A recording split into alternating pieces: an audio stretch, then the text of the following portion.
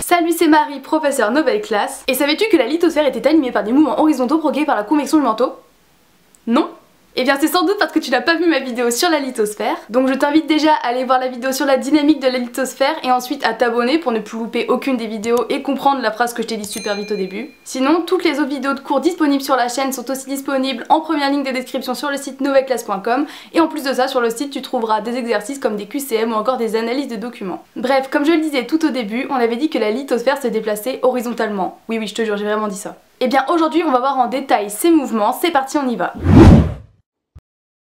Dans les dernières vidéos, on avait vu que le globe était composé de plusieurs couches se séparant en deux zones, la sténosphère en profondeur plus ductile et la lithosphère en superficie plus solide. Cette dernière se déplace horizontalement par des mouvements de glissement, c'est ce qu'on appelle la tectonique des plaques qu'on a vu dans la dernière vidéo. Parmi ces mouvements, on distingue la divergence et la convergence, et c'est ce dont on va parler aujourd'hui. On va d'abord se concentrer sur la divergence. Avant toute chose, rappelons la composition de la croûte océanique. Elle est composée de gabbro et de basalte qui sont deux roches. Ces roches forment un relief sous-marin appelé dorsal. C'est un peu l'équivalent des montagnes mais dans la mer si tu veux. Maintenant nous allons voir comment ces mouvements de divergence se produisent. On avait vu dans la dernière vidéo que c'était le mouvement de convection du manteau, la couche située juste en dessous, composée de la roche péridotite, qui provoquait le mouvement horizontal. En effet, ces mouvements de convection vont entraîner la remontée des péridotites du manteau vers la croûte océanique. Ces roches vont ensuite fondre partiellement suite au changement de température et entraîner la formation d'un magma. Le magma va remonter au niveau des failles océaniques et ainsi former une chambre magmatique. C'est d'ailleurs comme ça que se forment les roches magmatiques plutoniques et volcaniques qu'on a abordées lors du chapitre sur la structure du globe. Si le magma se refroidit doucement, on aura du gabbro, et si la cristallisation se fait rapidement, on aura du basalte. Le gabbro et le basalte ainsi formés vont créer une nouvelle croûte océanique qu'on appelle plancher océanique. La création de ce plancher va pousser les deux plaques déjà présentes, c'est la divergence. Cette divergence va donc pousser les plaques grâce au nouveau plancher formé, on aura donc une expansion océanique. Le plancher sera alors composé de cette façon. La création de cette nouvelle lithosphère va entraîner quelques modifications en plus de l'expansion océanique grâce à un réseau d'eau qui va alimenter cette lithosphère. Par exemple, la lithosphère va pouvoir modifier la composition de ces roches grâce à l'eau, mais aussi au changement de température, c'est ce qu'on appelle le métamorphisme. Si tu te souviens bien, on en avait parlé dans la première vidéo avec les roches métamorphiques.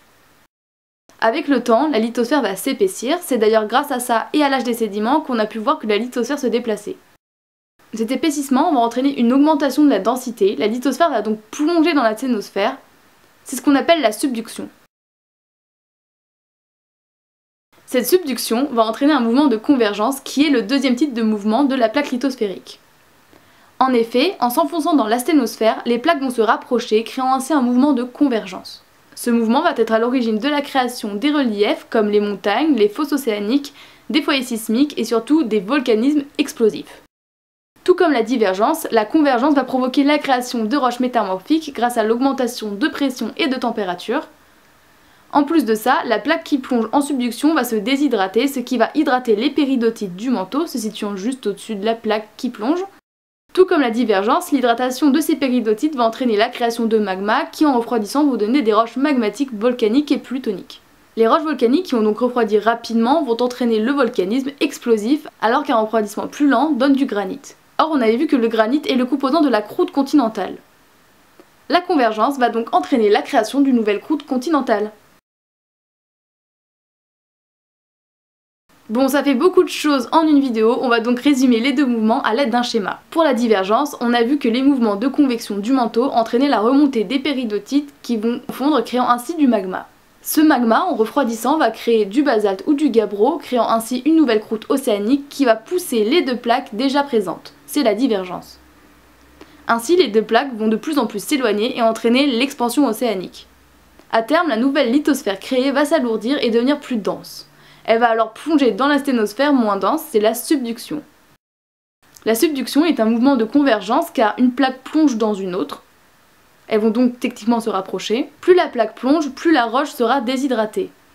Cela va entraîner l'hydratation de la couche juste au-dessus, c'est-à-dire la péridotite du manteau. Cette péridotite, encore une fois, va fondre et entraîner un magmatisme, cette fois-ci explosif, qui donnera lieu à la formation de granit et donc d'une nouvelle croûte continentale. La collision des deux plaques va entraîner la création des reliefs, les chaînes montagneuses et les failles inverses. voilà, c'est fini pour le chapitre sur le globe. Alors je sais, il y a beaucoup de schémas, c'est assez visuel mais c'est un peu dur à suivre en vidéo.